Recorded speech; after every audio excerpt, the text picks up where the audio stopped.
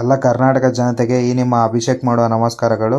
Finally ದೇವರಿಗೆ ಪಂಚಾಮೃತ ಅಭಿಷೇಕ ಆಯಿತು. ಅದಾದಮೇಲೆ ಹೂವಿನ ಅಲಂಕಾರ ಆಯಿತು.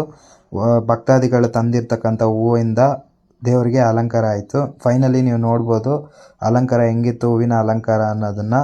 ಅದಾದಮೇಲೆ ನಮ್ಮ ಪ್ರೊಸೀಜರ್ ಏನಿರೋದಂದರೆ, ಹೂವಿನ ಅಲಂಕಾರ ಆದಮೇಲೆ ದೇವರಿಗೆ ಒಂದು ಸತಿ ಪೂಜೆ ಮಾಡಿ, ಅದಾದಮೇಲೆ ಬಂದಿರತಕ್ಕಂಥ ಭಕ್ತಾದಿಗಳ ಹತ್ರ ಎಲ್ಲ ಅರ್ಚನೆ ಮಾಡಿಸ್ಕೊಡೋದು.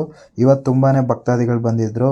ಲೈಕ್ ಯಾವತ್ತೂ ಇಷ್ಟು ಜನ ಸೇರಿರಲಿಲ್ಲ, ಆದರೆ ಈ ತಿಂಗಳು ತುಂಬ ಜನ ಸೇರಿದರು. ಯಾಕಂದರೆ ಶ್ರೀ ಗಣೇಶ ಚತುರ್ಥಿ ಈ ತಿಂಗಳಲ್ಲಿ ಇರೋದ್ರಿಂದ, ಇದು ಶ್ರಾವಣ ಮಾಸದ ಸಂಕಷ್ಟಹರ ಚತುರ್ಥಿ ಆಗಿರೋದ್ರಿಂದ ತುಂಬಾ ಜನ ಸೇರಿದ್ರು. ನೀವೇ ವಿಡಿಯೋಲಿ ನೋಡ್ಬೋದು.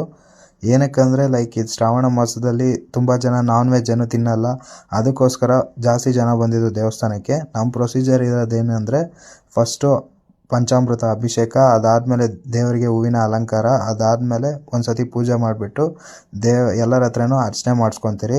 ಪ್ರತಿಯೊಬ್ಬ ಮನೆಯಲ್ಲಿರುವ ವ್ಯಕ್ತಿಗಳ ಹೆಸರು ಹೇಳಿಸಿ ಪ್ರತಿಯೊಬ್ಬರದು ಅರ್ಚನೆ ಮಾಡಿಸ್ತೀರಿ. ಅದಾದಮೇಲೆ ಅರ್ಚನೆ ಎಲ್ಲ ಆದಮೇಲೆ ದೇವರ ಹತ್ರ ಹೋಗಿ ದೇವರ ಅಷ್ಟೋತ್ರ 108 ಅಷ್ಟೋತ್ರ ಪಠನೆ ಮಾಡ್ತೀವಿ.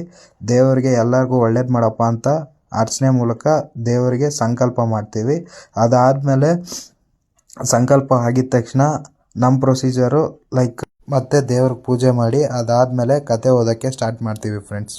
ವಚನಂತೆ ಅರ್ಜುನದಲ್ಲಿ ಗಣಪತಿ ಮೂರ್ತಿ ಮಾಡಿಸಿ ಪೂಜಿಸಿ ನೇವೆ ಎಂದು ಕೃಷ್ಣನು ನಿಂತು ಯಧಿಷ್ಠರಿಗೆ ಗಣಪತಿ ಪೂಜೆ ಮಾಡಿಸಿ ಅವರಿಗೆ ಕ್ಷಮೆ ಉಂಟಾಗಲೆಂದು ಹರಿಸಿದನು ಎಂಬಲಿಗೆ ಶ್ರೀಕೃಷ್ಣ ಯಧಿಷ್ಠರ ಸಂವಾದ ಸಂಕಷ್ಟರ ಏರಂಬ ಮಹಾಗಣಪತಿಯ ಶ್ರಾವಣ ಮಾಸದ ಕಥಾ ಮಹಿಮೆಯು ಸಂಪೂರ್ಣವಾಯಿತು.